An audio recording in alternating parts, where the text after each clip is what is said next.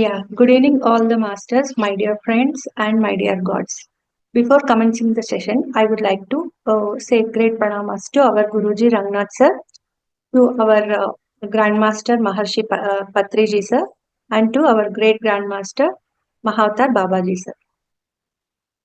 So, on behalf of Mahavatar TV and Mahavatar Foundation, we welcome you all for free 21 days holistic wellness program, batch 15, and today we are on day 19. Today's schedule is as follows. So the spiritual topic by Deepika ma'am, the topic is about messages from 40 masters, and then the holistic wellness program about Habit2, and then followed by meditation.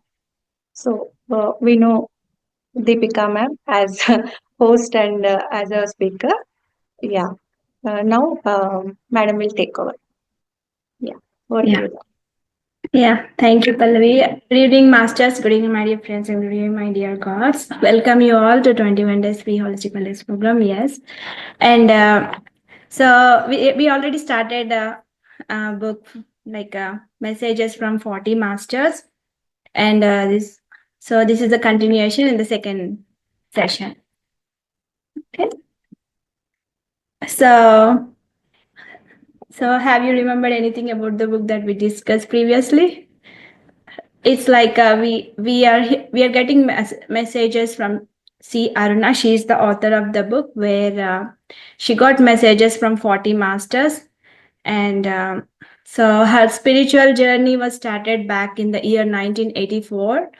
So with the reading of book Autobiography of Yogi, like Paramahamsa Yogananda has written that, right? So so it inspired so many people, not only in India but also in the Western culture. The book inspired so many people. So the real understanding and learning got started only after meeting Master Subhash Patriji in the year 1992 for C. Aruna Garu. So straight away, she then jumped into meditation. Straight away, Patriji sir made her to jump into meditation, and where she saw a whole new world of spirituality. And then from then, she never wanted to turn back again, and she never left the spirituality and the meditation. So she kept on reading more books, and she kept on doing meditation. She progressed a lot, she transformed a lot, and she started sharing her experiences like with other co-meditators and all. So all these things, when she was discussing with her husband, then he proposed her to write a book. Like, so she started auto writing, and then that's how the book we got the messages from that book. And Subhash Patriji sir, when he heard about that, he titled that messages from 40 masters. That's how we so that's about a small introduction about that book and the authors C. Aruna. And so she received messages from 40 remarkable uh, personages through auto writing. So we learned about Adi Shankara, Ravana, Hiranyakashipu, and Vibhishana, like in the previous session. And now we will see what the messages they gave, like from other masters also. So totally we have 40. I'm not sure we'll cover all the 40, but let's try to cover all the 40 because we have limited time, right? So, and now I want to talk about Janaka Maharaju. You all know Janaka Maharaju. You all, whenever you hear Janaka Maharaju, we get Mata Sita in as an image, right? So he's the father of Mata Sita and Urmila Devi. So even though Janaka Maharaju, he's not a biological father for Sita, but Sita is his beloved daughter, like the first daughter, and the Urmila Devi is second. So Sita Devi got married to Rama, and Urmila Devi got married to Lakshmana. So let's see like what kind of messages we heard from him. So Janaka Maharaju, he's the king of Vaideha who ruled Mithilara, right? Mithila Rajyam. So related to Ramayana, thousands of years ago. So he married Sunanya, Sunayana. So he's the father of Sita Devi and Urmila Devi, as we talked. And so Janaka means actually father.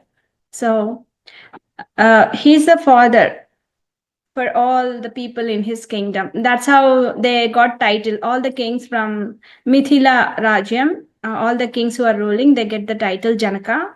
They all treat all the kingdom people as their children, and they take such love and care towards them. So all the kings or family are called Janaka. They didn't show any of their powers, but they felt all the children of their country as their own children. They didn't show any like a superiority or power, nothing like that. They treated with such love and care. So, see, Aruna Garu, the author, she got the message like on 26th of March 1994 at 11:15 p.m.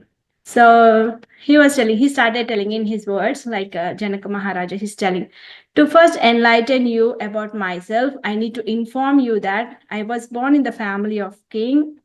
All our forefathers were kings of various territories. Most well-known fact of our family pedigree was only a single male chain was born in each generation.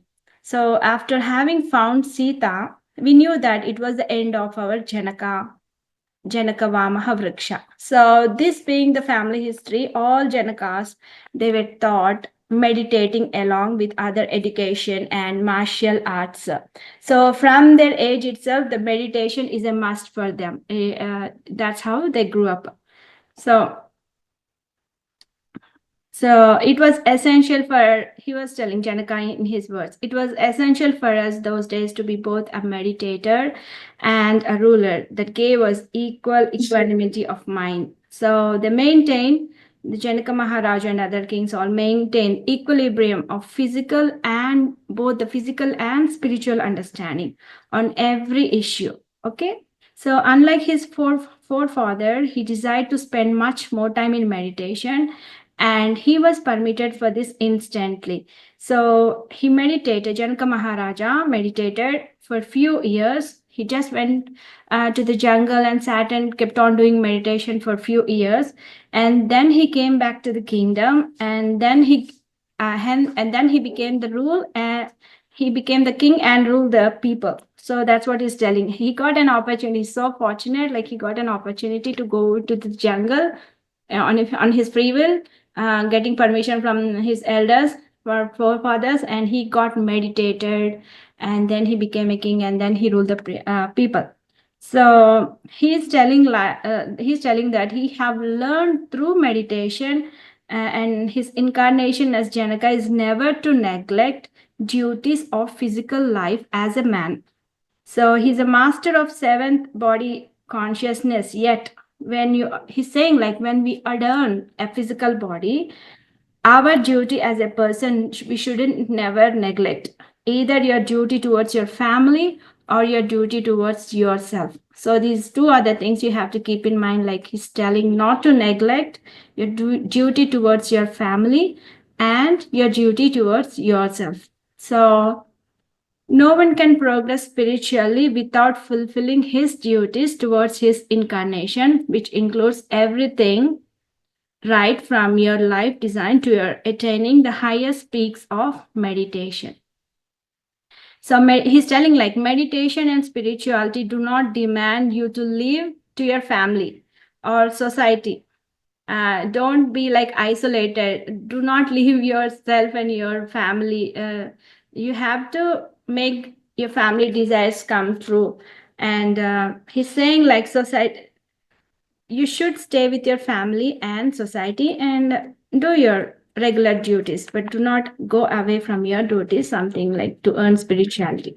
That's what he's telling. And so Aruna,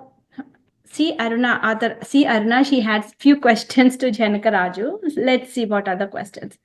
So see, Aruna Garu, she was asking, so you found Sita while tilling the land. Is it possible to create a human body without the natural process? Like natural process means Janaka is not biological father, right? So for a child, child needs a mom and dad, right? But Sita Devi she didn't come from any mother's womb. She didn't come any mother's womb. She just came up from the soil, right? So that's a question our Aruna author Garu, she's asking, like, so you found Sita while tilling the land. Is it possible to create a human body without some natural process? Then we'll see what the interesting answer we'll see. So Janaka Maharaju was telling, he's replying, yes, why not? First, let me tell you why I plowed one piece of land each year. So there was a lot of land, and he was trying to plow each piece of land every year. So it was his intention was to find Sita, who is coming into his life. He knew it because he's a good meditator, right? And he knew it. He knew it early that he will. He knew that Sita will be coming sometime soon in his life. So he's telling, like, I knew very early only, and secondly, I wanted to share the hard work of a farmer at least once. See how loving and caring he is, like, towards his kingdom. He's telling, like, I know that Sita will come, so I'm trying to tilling the land, and the other reason is, like, I want to help my farmers also, so that in that way they get some help from me from tilling the land.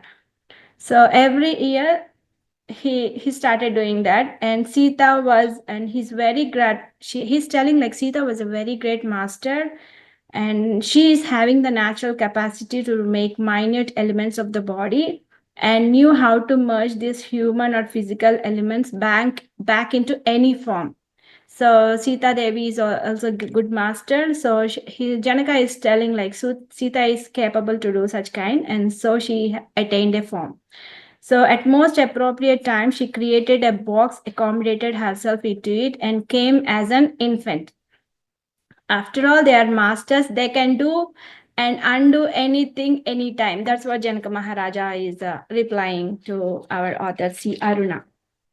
So, and her second question was, so what were the original life designs of Rama and Ravana? We heard, like, Ravana, he's a very, like, powerful king, at that time he was very powerful. The only lacking thing is, like, he has a desire for women, that is the only lagging thing, and that was a big disaster for his life, right? So our author was asking, what are the original life designs of Rama and Ravana? So he was telling, like, as far as my meditative knowledge goes on, because it's if we ask Rama and Ravana, then they could say, right? So we are asking to Janaka. So he's replying, as far as my meditative knowledge goes on, to the extent that I have foreseen Rama's incarnation, Rama had come to earth to do two duties.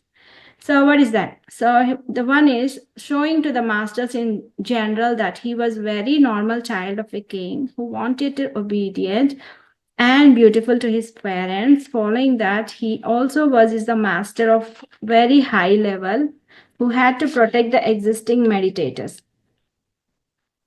So in task of maintaining peace and tranquility on earth. So Rama has, so these are the duties he was telling, like, showing to the masters in general that he was a normal child, and yet he was very obedient and beautiful to his parents.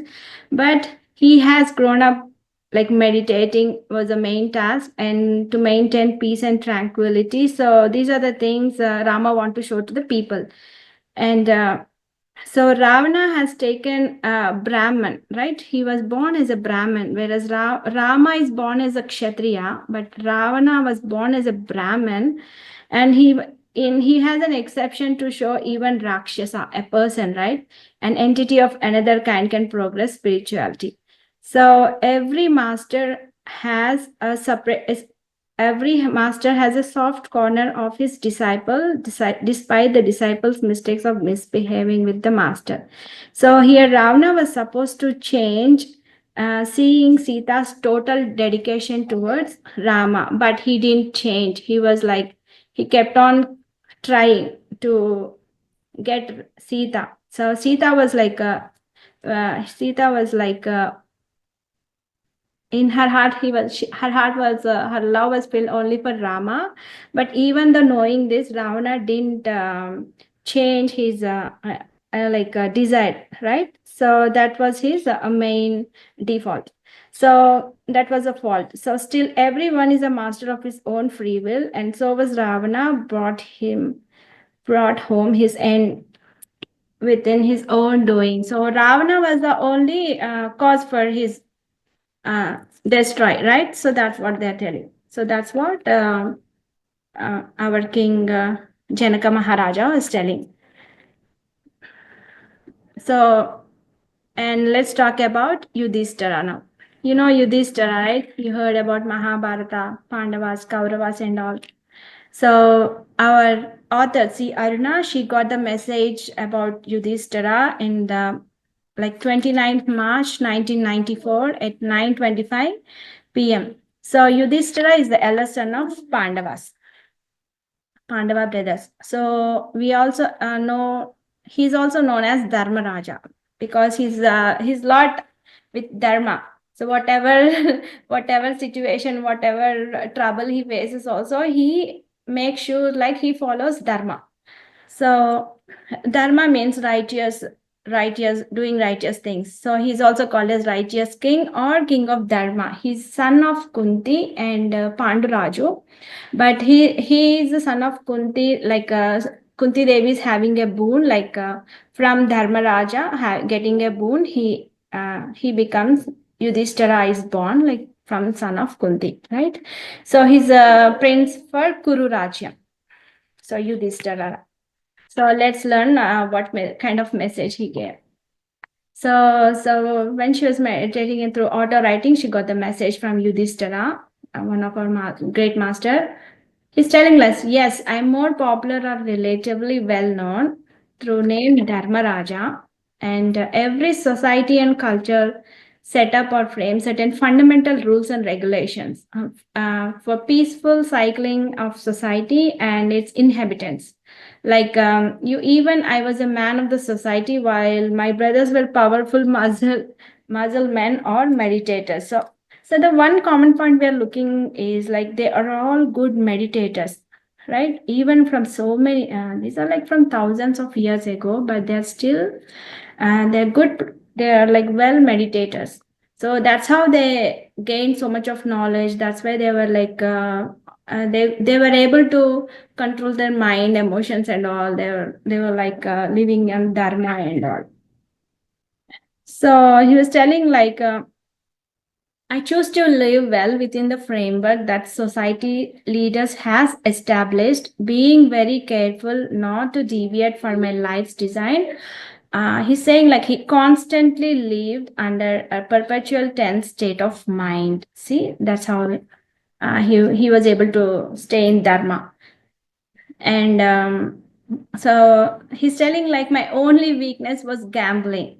Even that field, I choose to go on the same line of dharma, be it my defect or victory. So he's having the weakness of gambling. That's how he lose that all, right?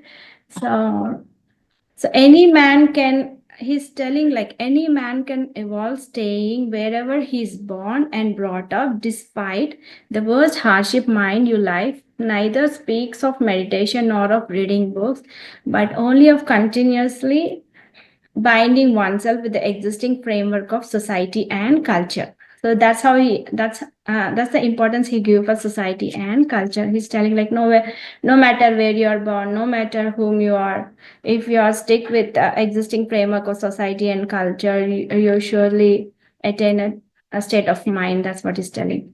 So he's telling I did meditate, but only after the Kurukshetra war. That is all about my life and my deeds. So all masters are very good in meditating. So and the next question, she had a question to Master Aruna. She had a question to Yudhishthira. So we'll see what's the question. She was asking, what were your activities during 13 years of exile? And what was the role of Krishna during that time? Interesting question, right? So, and we'll see what he answered. So Yudhishthira was answering activities were primarily involved. So there are a lot of activities that primarily involved gathering various astral records of the cover of family and finding solid grounds to attack them. So they were getting prepared for Yuddham and all. So my brothers, he's telling like my brothers Arjuna and Sahadeva and Nakula were doing this work time, whereas Bhima was involved in establishing himself in like manner, but only against Dussasana. And he's telling like Krishna and Yudhishthira were involved in finding the pros and cons of attacking in different ways for the enemies. So it was not continuation of 12 years of meditation, but as they fought many years, major part is involved in meditation. So Arjuna learned multi-dimensional travel through meditation. So max benefit was derived out of this in 12 years of exile was for Draupadi. So she called back all her psychic powers and learned a lot from Krishna, her main master. So the more the beneficial person was Draupadi than Pandavas during this 13 years of exile through meditating. So far I understood, masters, about Yudhishthira and Janaka Maharaja. Thumbs up, or if you want me to go again, I can go through. Thumbs up. Okay, thank you. And now we'll learn about Durvasa Muni. Okay. So many say like Durvasa is a partial avatar of Shiva, and he's very short tempered. That's what people all talk, common people. And he's a son of Anasuya and Atri Maharshi. And so he has both cursed and booned gifts, gifted boon. So let's learn little about him. So our master, C. Aruna, she got a message on 6th of April 1994 at 3:40 p.m. in the form of auto writing through meditation.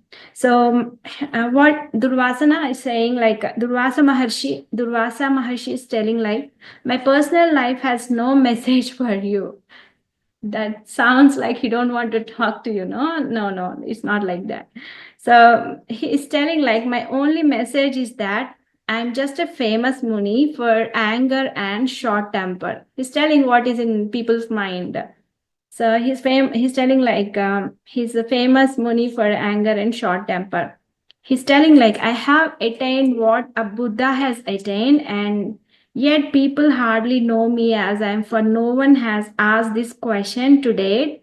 And until and unless if somebody asks only, he will be able to reveal what kind of person he was. So that's what he's telling.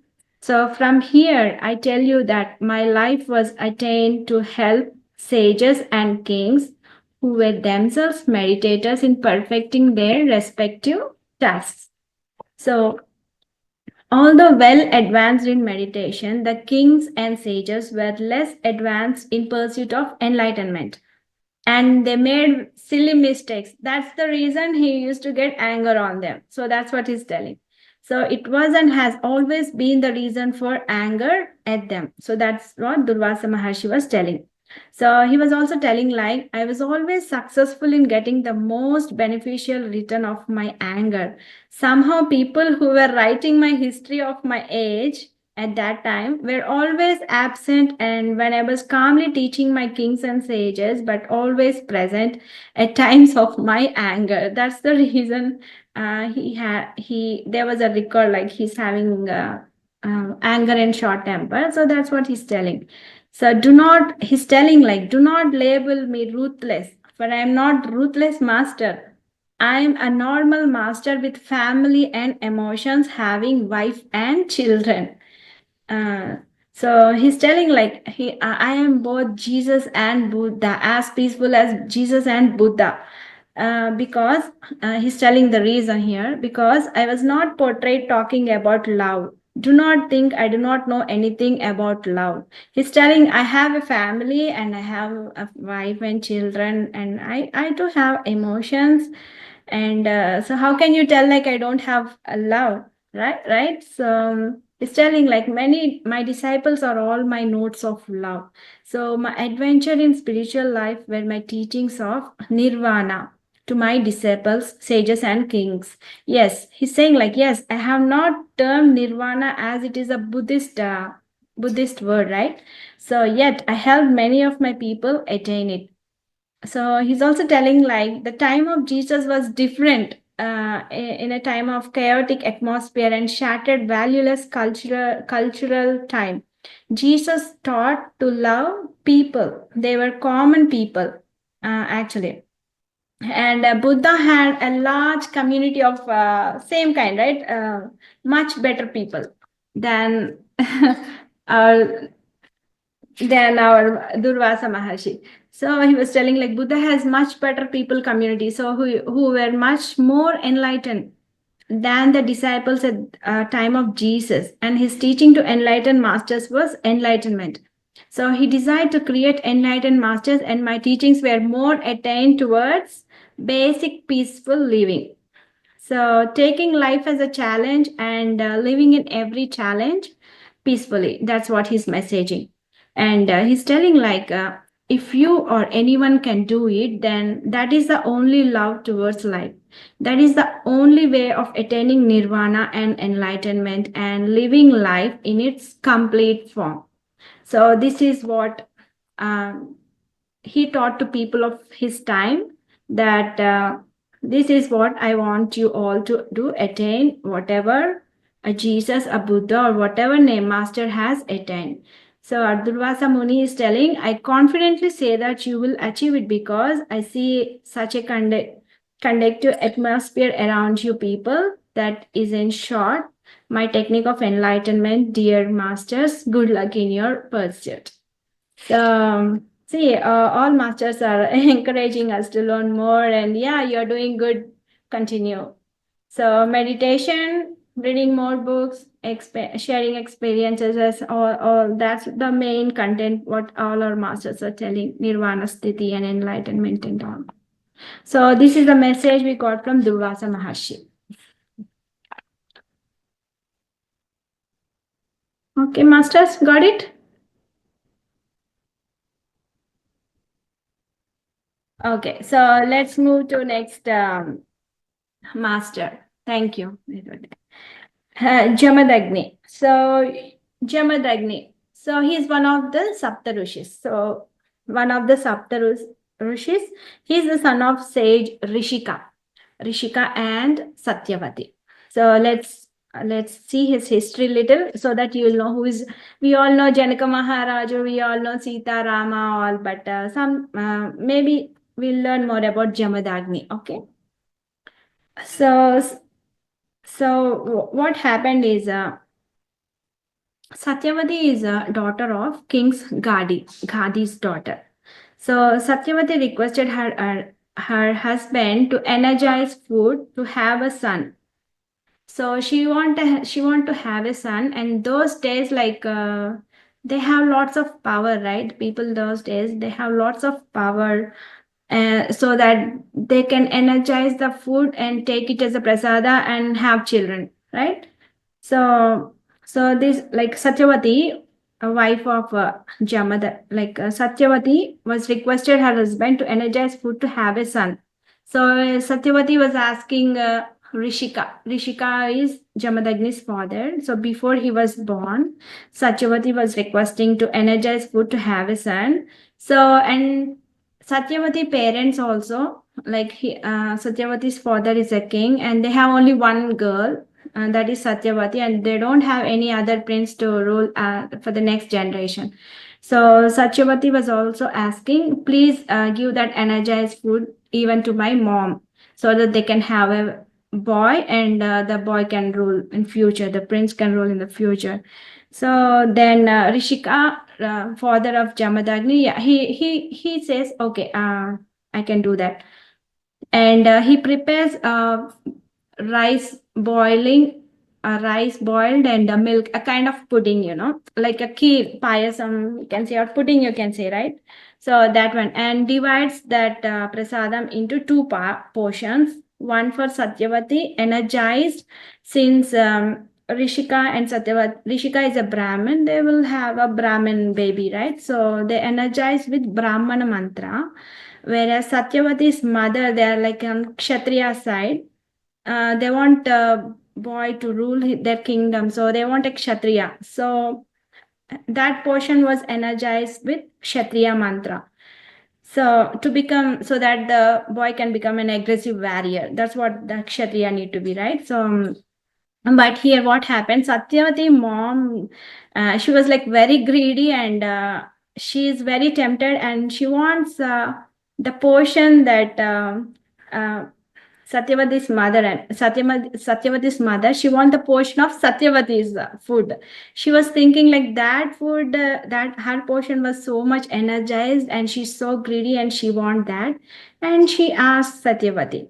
So Satyavati will say, will agrees, and they will swap their portions. So the Brahmin portion went to Kshatriya family, and the Kshatriya's portion came to Brahmin family. Then this will be known by Rishika later on, after they swapped and after they consumed it, and then Rishika will know.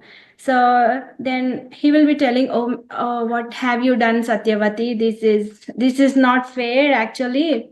I have given two portions like suitable to our families. So the Brahmin got the Brahmin and the Kshatriya got Kshatriya. But since you both mother and daughter swapped, now in a Brahmin family there is going to be Kshatriyas, or who sheds the blood, right? Who floods the blood. So then they got worried, and Satyavati want to ask Rishika, his husband, like, can you please amend? Can you please change it?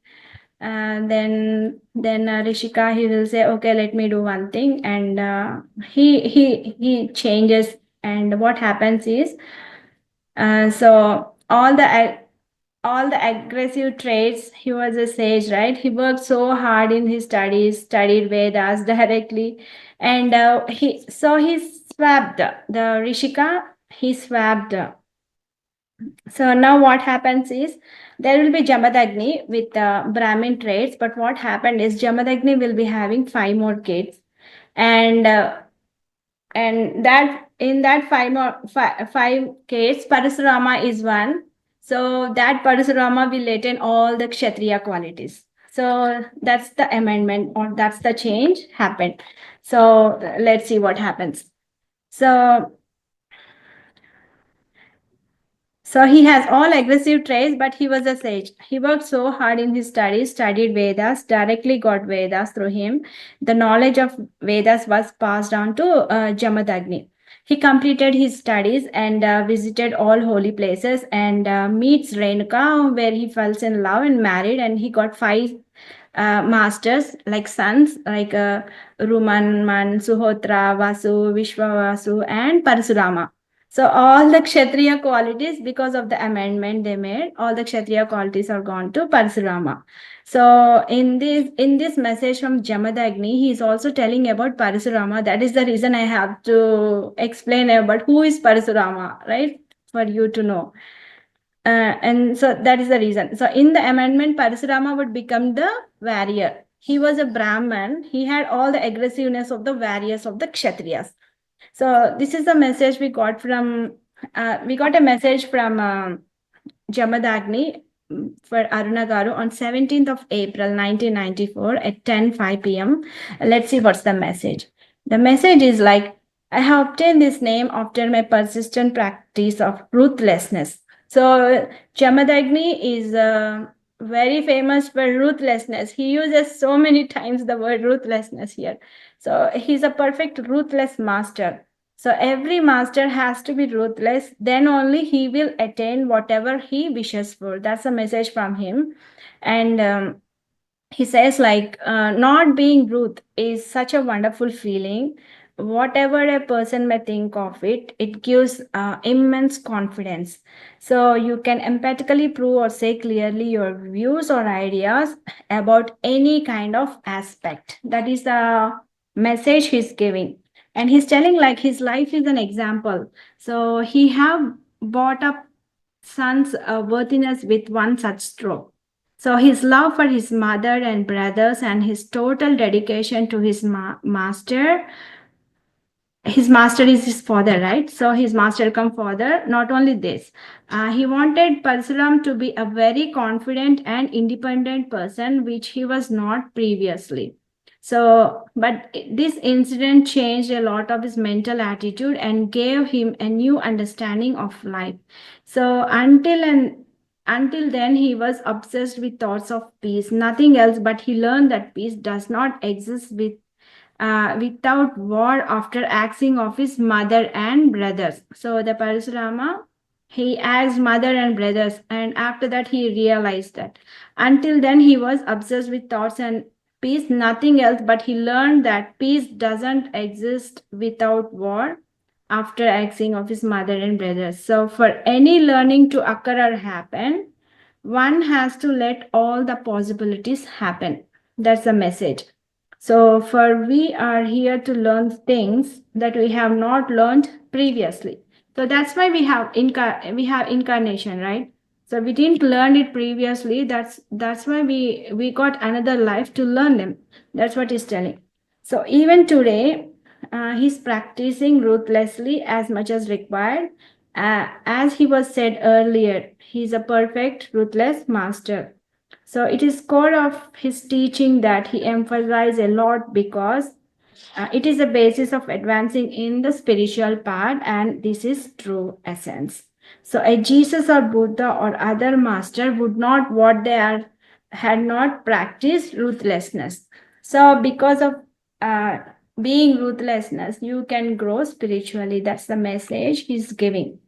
So and what he's telling is spiritual master can survive with ruthlessness because it can help in his wild, crazy world, acts like an armor to you against the stupid people around you. So, unless ruthlessness, you are no master at all, whatever level of meditation or enlightenment you attain. And he's telling good night. So, it is already night. So, it's telling good night. So, he's telling like he's also encouraging Master Aruna, like, please continue your spiritual pursuit in the same manner for success in your code. I can say this looking at you, spirit of work and meditation long time with asking masters and taking their messages. This is the most wonderful spiritual activity that you have involved yourself. And he's telling best of luck for your master and your group. So that is the message we got from Jamadagni. And we have messages from Valmiki, Rama, Sita, Ravana, and Ramana Maharshi and Yama also, Parvati, Shiva, so many. I had so many messages from masters, but okay, let me give in short. I'll not tell about the history and all. I'll just tell what message they directly give. Okay. So you know Valmiki, right? So Valmiki, like when he was a child, he got lost from his home and he was stuck in jungle, and some the hunter gets them, and they take care of him, and in that hunter family he is grown up, the Valmiki, and he get married to the hunter family girl. And when he was trying to loot Narada, Narada Maharshi is such a great master. But in movies they show like he's like a culprit, but no, Narada Maharshi is such a great master. Whoever wants to find truth by nature's law, he helps them a lot. Even he helped the Dhruva when he was 5 years old. He went out from home to meditate and all. He showed he let Dhruva know like how Vishnu looks, what kind of things you need to do to meditate, how to meditate and all, way to meditate and all. So he's such a great master. He'll help all. So he also helped Valmiki. So Valmiki, when he became a thief, he became a robber uh, to survive his family and all. He became a robber, and one time he was trying to loot Narada. So Narada just asked a question. So you are doing this many kind of sins and all. So will your family share all your sins? Then Valmiki gets a question in mind, and he goes to his family and he puts the same question to his family, and he will ask his family like, okay, I'm doing sins for you all to survive you all. So do you share all these sins from me, your portion? Then they say, no, you're making sin, that is for you only, we don't want to share. Then that's the thing, that's the place where he realizes that Valmiki realizes, and he comes back to Narada and he says, I want to leave everything, the robbery and all. Please guide me how to grow spiritually, and how to, and what makes me good and all. And then so Narada says, like, go and sit to meditate. Then he'll give some instructions and ask him to meditate. And Valmiki Maharshi, actually his name is, I think, Ratnakar.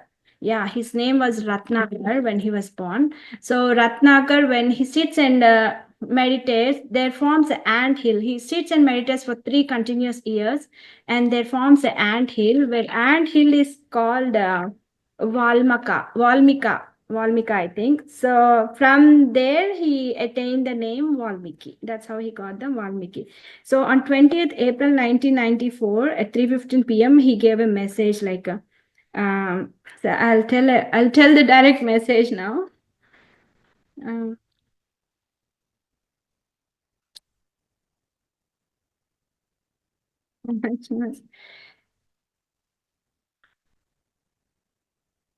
So he's telling, like, live like Rama and attain whatever he has attained. That means Buddhahood in your way. So he's telling, like,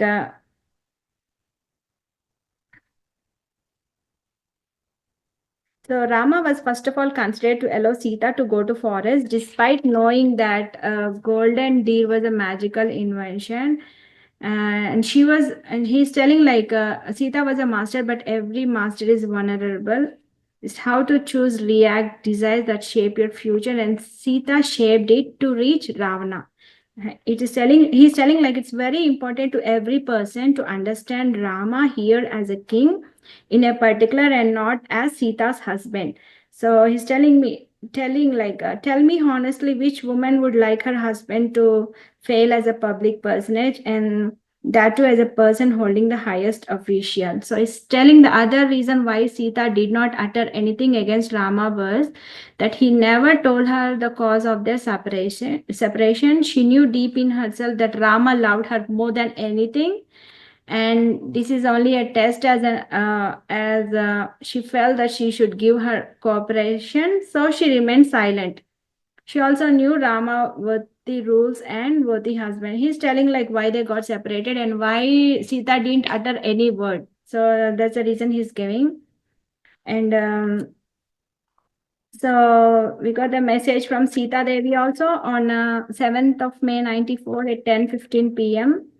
So she was telling, like, I don't want actually go to forest, but since my husband went, that is my dharma. I have to follow my husband. I went behind him. I was I was like supporting for every time with him. That's what she's telling, and she's telling, like, you use the mind, the most wonderful physical instrument each of you has, and distinguish yourself in your duties. So she's telling, like, learn lessons where to give in yourself and show your independence. Use all your resources and energies in well channelized reform to suit your life design, and see that you make your present life design a success. This is the only and final message that anyone can glean from my incarnation as Sita. She's telling that. She's such a wonderful Mata. Sita is actually Mata, and she also said, like, she don't want to come from somebody's womb. So she has created herself from energy form into physical form. So, and she was waiting for Rama to take his incarnation and doing meditation.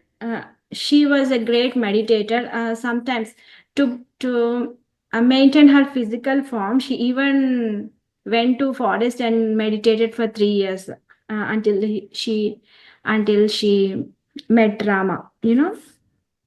So she wanted to recreate her physical body, and 3 or 4 months and then she is to stay with Janaka Maharaja. She's a good meditator. She kept on meditating, and she's saying, like, meditation is very important. And I try to establish a unique feature of Sita as a physical body without delivering from any mother's womb. That's what she's telling. And so that's the message from Sita Devi, and we'll see what Rama is telling. So she got a message from Rama on 10th May 94 at 10:25 p.m. So he's telling like, do not trap me with the prefix "Sri," for I am as normal as you all. To live up to my parents' standards and my people as a public. And he is praising like call Sri Sita Devi as Shri, for she is much appropriate for Sita than me. He's telling like she had lived in designed social structure without hassles throughout her life. After taking away Sita by Ravana, and then he started feeling the importance of Sita Devi, like how important she was, like how supportive she was, and all. And so since then he was like everything everything in his life became Sita once she was kidnapped, and she felt her loss, right? So those days. So the message she was like giving is learn everything in your life. If in your life you hate something, declare it aloud. Only then hidden idea behind the hatred comes out. That's the message he's telling. So when the cause of hatred is out of you, you would love that particular something and live it well and learn your lessons from it. So if anything you have any hatred, is telling to declare it loud. And so do not hide any hatredness and all, he's telling.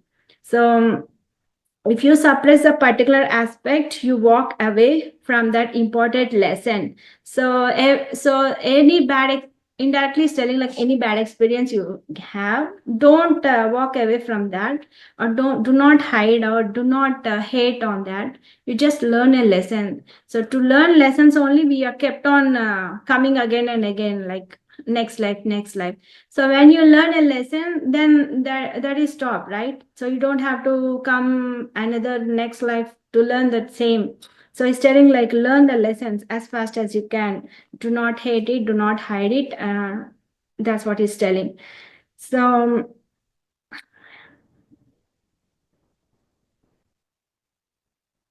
and he's telling like focus on meditation, and do not meditate when you are cooking or when you are in front of boss or your face. Do one thing at one time only and focus it. That's what he's telling.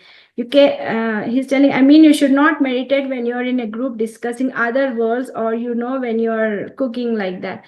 So we are earthlings, have various roles to perform this society. So he's telling focus on your thing. Take one aspect one time and do it properly. So you have to live in present and understand the fun and sorrow of it first. For you are the only people in the whole world. You are imbibing and participating well in your life design and simultaneously enjoying the nectar of spiritualism. That's the message he's giving. So long live you and your master in this pursuit. He's encouraging. So even Rama is telling like live in the present and understand the fun and sorrow of it first. So live in the present. That's the message it's giving. And Ramana Maharshi, you all know. So Ramana Maharshi Garu.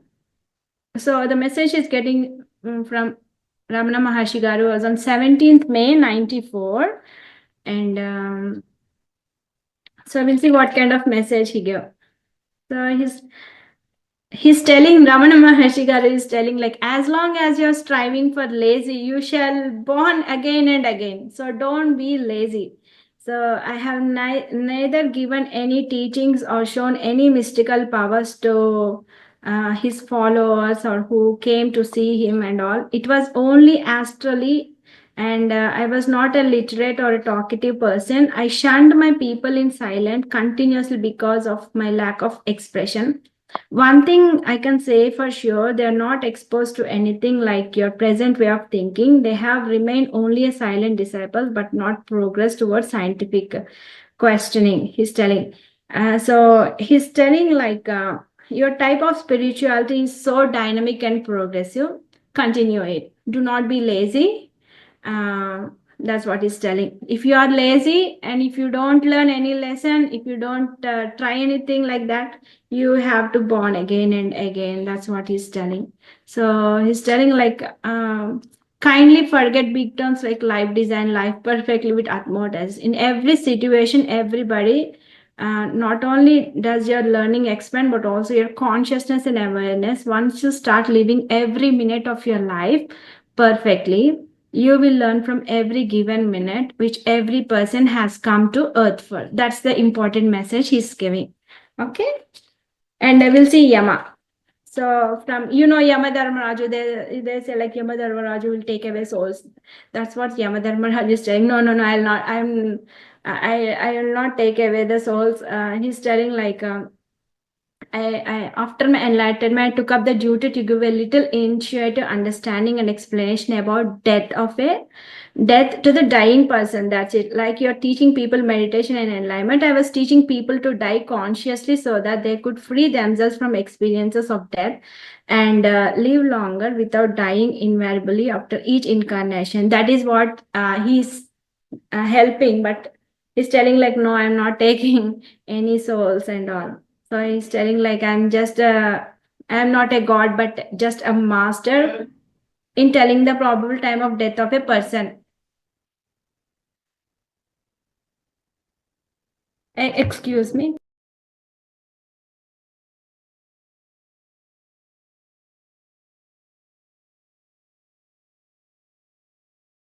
Yeah, thank you. Sorry. So that's what Yama is telling. He's telling like to help people on the verge of death and other souls that have left their physical bodies, because these are the people living for thousands of ages without any growth and knowledge, and he wants to help them to understand, to come out of their illusions until and unless that will continue to exist. So that's the message he's giving. And I have messages from Parvati and Shiva also. So I'll tell about the Shiva message finally, okay, and we'll end up today's topic. So Shiva has given message on 1st of July 94. So it's telling like basic man is an animal by instinct. So in our cycle of evolution, all of us have reached the stage of being an incarnation of man or woman through a lengthy process of many incarnations and evolvement, which involves a lot of mental understanding. So it's telling like nothing else is involved in evolvement other than basic understanding and common sense. So he's telling meditation is nowhere within man's vicinity. Once you cultivate basic common sense, you will wonder and understand various life situations. That's what is messaging. Life situations, circumstances of spirituality. So not every person can jump into spirituality just like that, as a spirituality is not a minor situation or a small affair or a small interval of one's life. It paves the way to know your individual creator is over self, created by many masters, not just one God.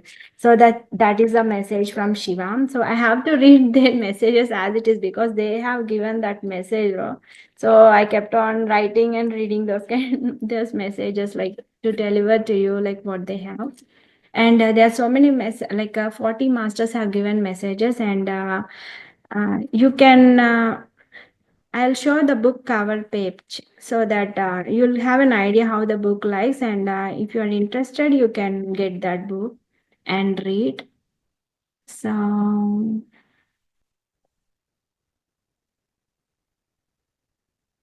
this is the messages from 40 masters. See Aruna. Can see, right?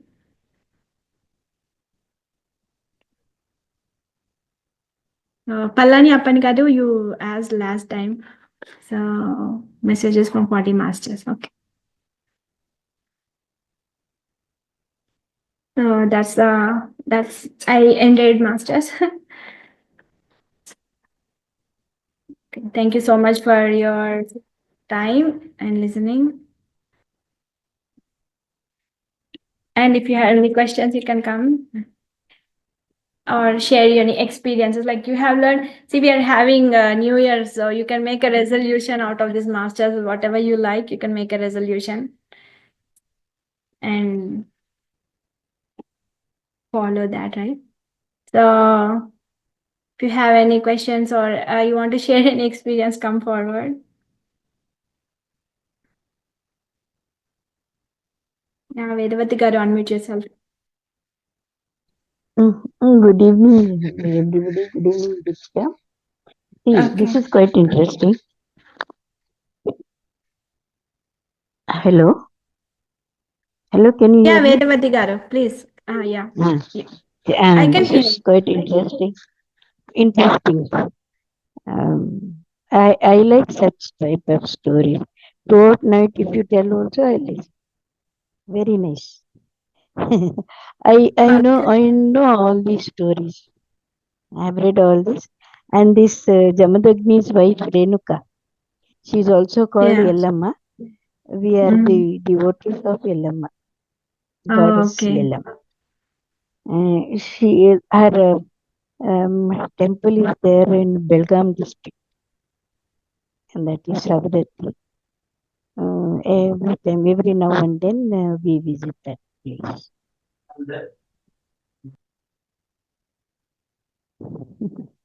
Thank you, Vedavati garu. Yeah. Welcome. Yeah, nice messages actually. Like through meditation, she got Aruna garu, and through auto writing, she was able to get the message, and she wrote a book, and so that now we are able to read and understand those. I want to share one small, what do you call experience, today's experience. Shall I tell? Okay. I'll take Yeah, 1 minute only. Okay. Today, I attended one chakra meditation. No, immediately I got involved. While doing this Mooladhara chakra meditation, somebody gave me handful of rice. Not in my hand. I offered a plate. They put in that plate one full handful like this. Then Swadhisthana, I didn't experience anything. Manipuraka, somebody gave me a bowl of water. That bowl was so nice, it was so designed, um, very nice bowl. It was small bowl. They gave me with the 2 hands. They gave me one bowl of water. Then Vishuddhi Chakra, I saw one person, one old man. He was he had covered his head with white clothes till his neck. He gave me a big smile. That's all. After that, I was disturbed. Okay, I think I had a great experience, and you felt happy with that, right? I was very happy. I wanted to share, but I didn't get a chance to talk. Time was very late. Okay. Yeah, maybe tomorrow you can try. No, Yeah. that's all. Thank you I so much, took care. Vedavati garu. Yeah. Good I experience. was You're progressing, very right? happy today. Mm, maybe that is Sai Baba only with white Yeah. clothes Swadhisthana on his is head. related to water only. You got the right one. Oh, Swadhisthana chakra not is related to water Swadhisthana. element here. But Yeah. Swadhisthana, I think Manipuraka only I got water. Manipur is related to fire element. But water maybe that Yeah, Swadhisthana. yeah, you got the correct one. Yeah.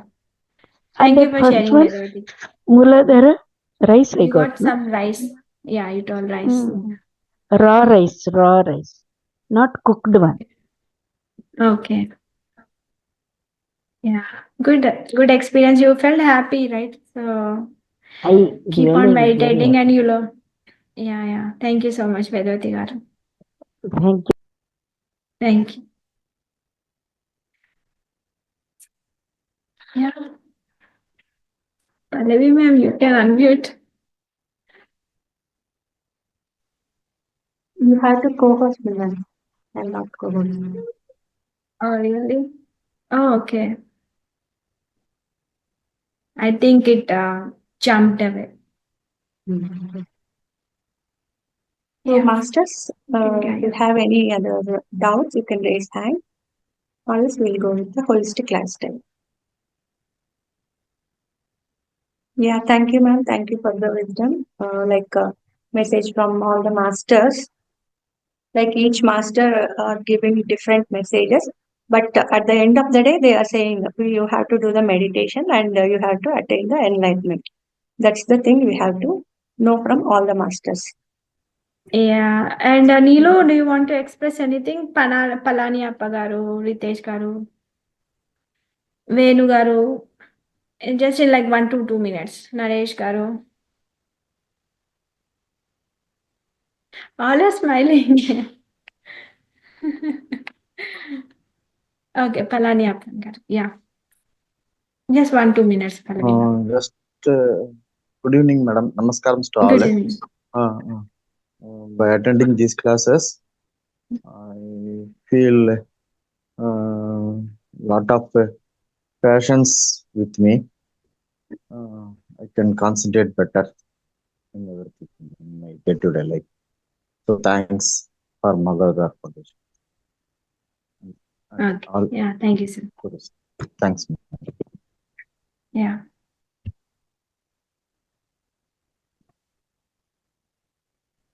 Yeah, thank you, masters. I'll request all the masters to switch on their videos so that we'll have more interactive sessions.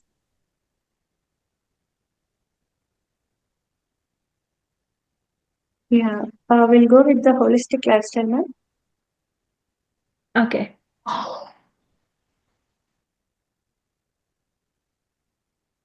Yeah, yesterday we were talking about the animals to eat or not. So we read how the animals, when they are getting slaughtered, how they feel emotionally and all, and those energies are imbibed into the flesh of those animals, and those things when we eat, we also eat those emotions. So that's why we are not supposed to have the non-veg. And we'll get the questions like what about eggs? So generally in all those when they in when they are breeding those hens and all, no, each hen will get hardly 67 square inches of place. So they are all like always throughout their life they are standing. So it is like 8 inches by 8 inches place for one hen. All those egg laying hens. So they're all kept in one boxes and they don't have place to sit or move around or do anything. So imagine yourself when you have to have that such type of life throughout your life. So no place to sit, no place to move. Just they'll just feed. You have to eat and then do all the excretion, everything in that place only, in that small place, and that will be like so torturous to the hens. So when they have that type of mindset, that again goes into the eggs.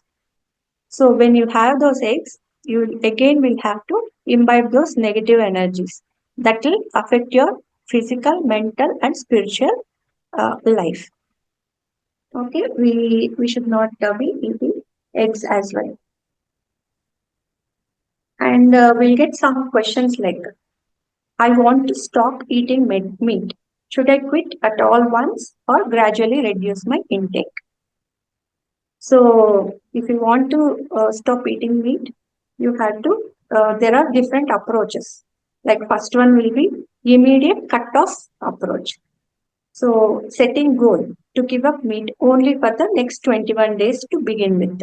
So 21 days why means 21 days will give you, it is the time period to set up a new habit. So that 21 days will gradually you can increase to mandala 40 days and then throughout your life you can do it.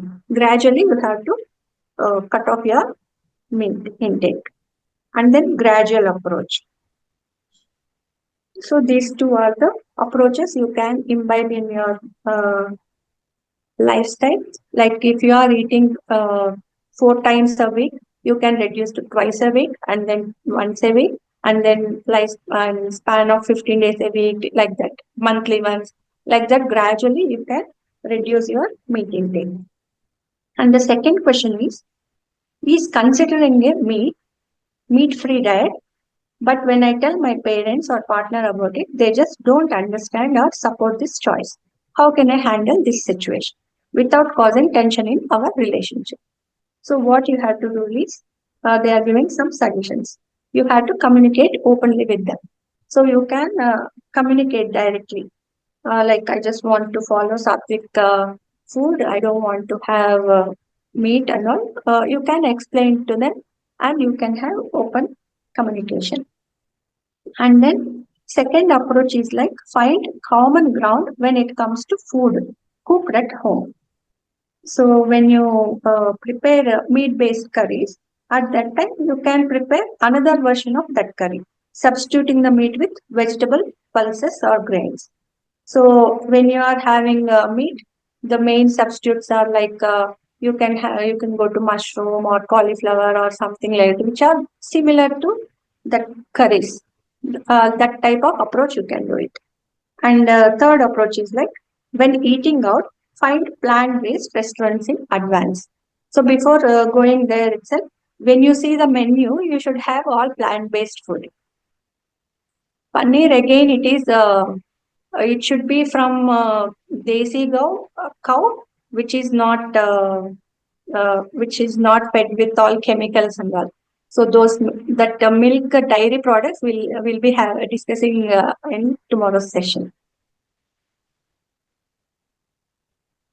Yeah, like and most importantly, don't force them to change. So in your family, if you force them directly, don't eat.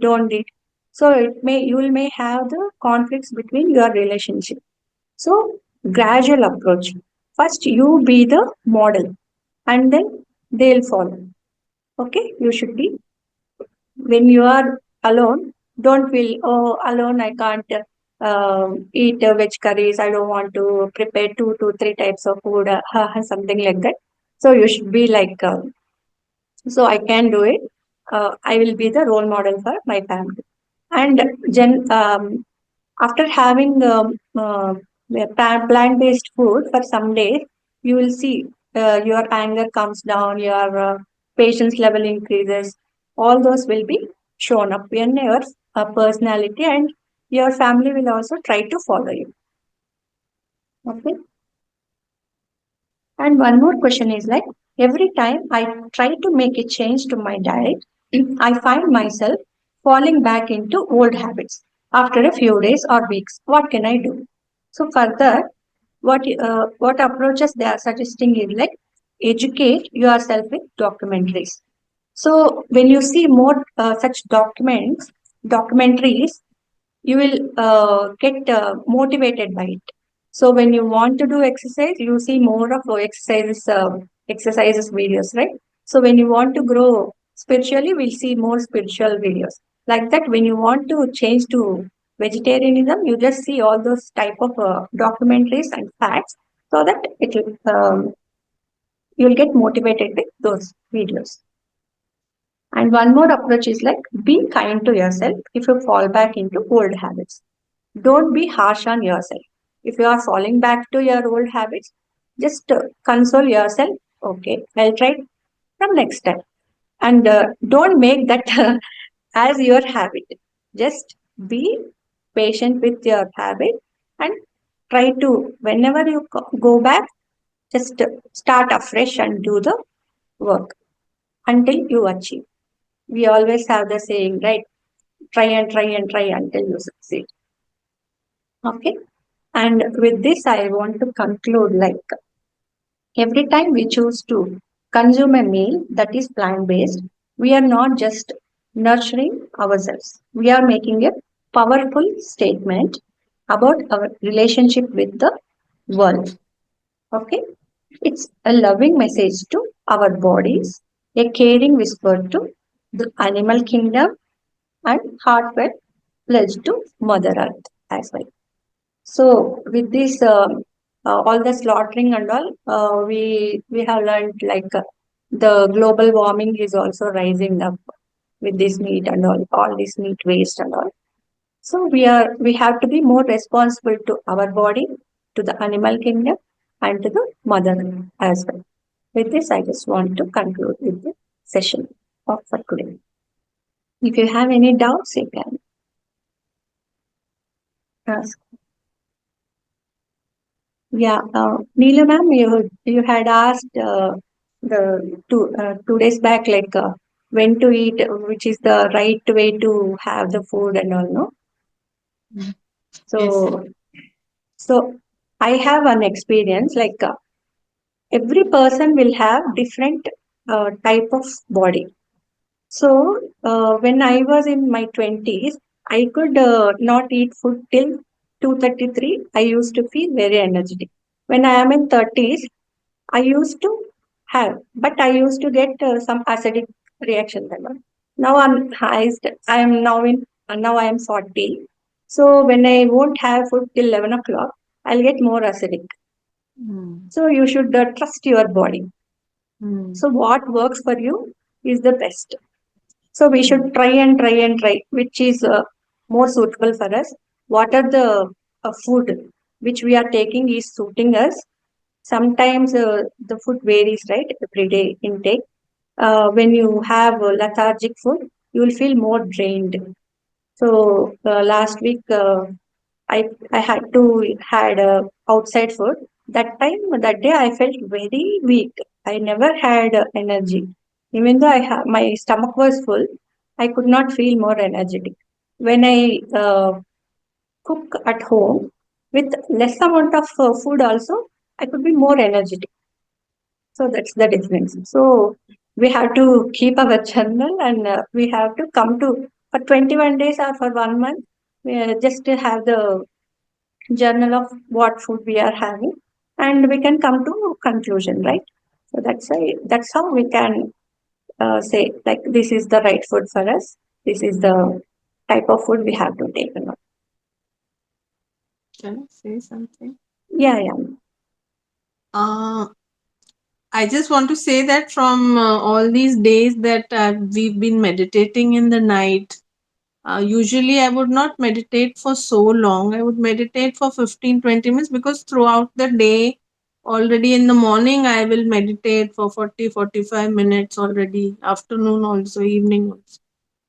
So now that I'm meditating more in the night, I saw that my hunger had reduced a lot, and I feel so energetic, like a bouncy ball. I actually don't get sleep only. The energy becomes so high, hunger disappears completely, sleep disappears. So by meditation, you can start living more and more on the cosmic energy. Food is not required that much, is what I experience. And already I have made a very big lifestyle shift, that I've shifted to a very healthy plant-based food and nuts and seeds and these fruits, these kinds of things only I'm eating. And since the last year, towards the last meal, my last meal is not a cooked meal at all. It has come down to just some sauteed vegetables, soup, or some fruit and nuts. So automatically, like, I just want to share with my fellow people, the as you keep meditating, you don't even need to make a conscious effort. Whatever is good for you, that shift starts happening on its own. And it's a very beautiful process. You have to just trust in the process, trust the divine, and things just keep happening to you. And of course, by learning, it improves and it enhances your awareness a lot. But what I'm saying is, by increasing your meditation only, the changes start happening within you. You don't need to sit and say, oh, I want to leave non-veg, I want to do this, I want to do that. It will just happen to you. Just listen to the talks and meditate, and things will just fall in place. So right now, I think in my entire life, I am in the best phase of my food pattern. I think I've got it right now. And it's created a tremendous difference in my energy levels and my sharpness. And I don't get tired at all. I can work continuously from morning till night without feeling tired. I do strength training. I'm 58 years old. I do strength training. Many people would not even dream of doing it at this age, but I do that, and with the plant based diet only, I'm able to do that. I do eat more lentils and more nuts to get my protein. So that's all that I want to say. Thank you. Yeah, thank you so much, ma'am. Yeah. You Neelu madam you is have having Neelu madam is having pranic food, so getting more pranic energy. So no lethargic energy. No, you're not losing any energy for that. So and cosmic energy through meditation. It's like more energy. Yeah, I like it all. I'm happy. Even I'm happy.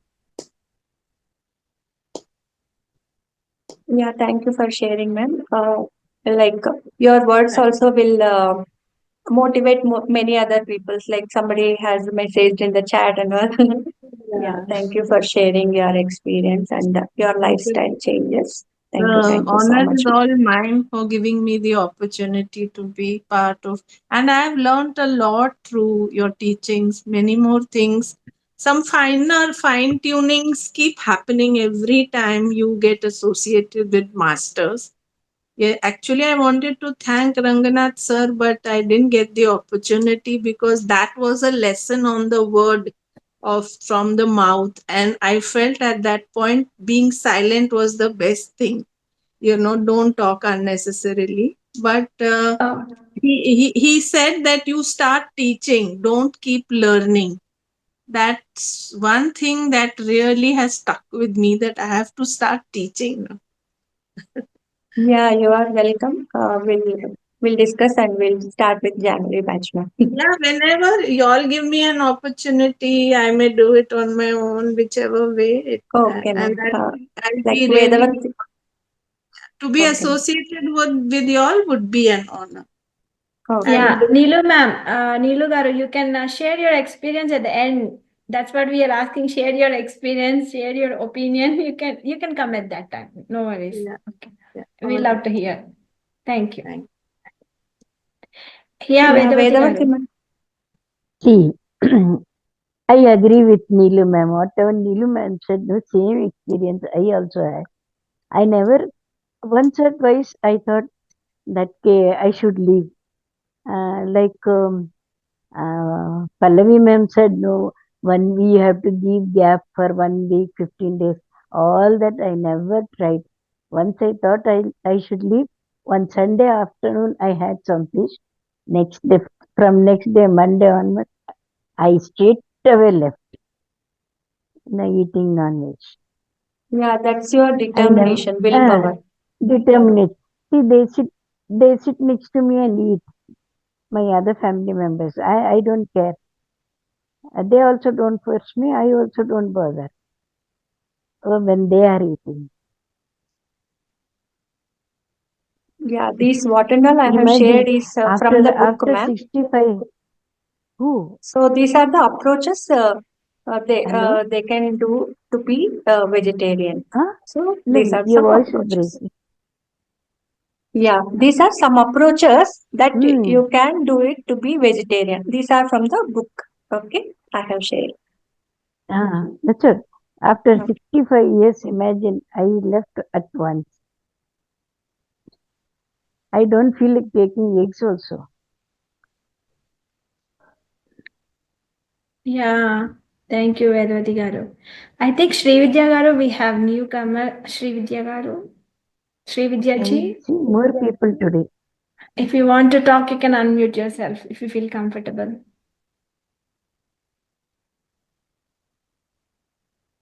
10-20. Okay, ma'am. Pallavi ma'am, we shall start. meditation. Yeah, we'll start with the meditation. Just 1 minute. I drink water. Yeah, we'll have to unmute. Mute only. Yes.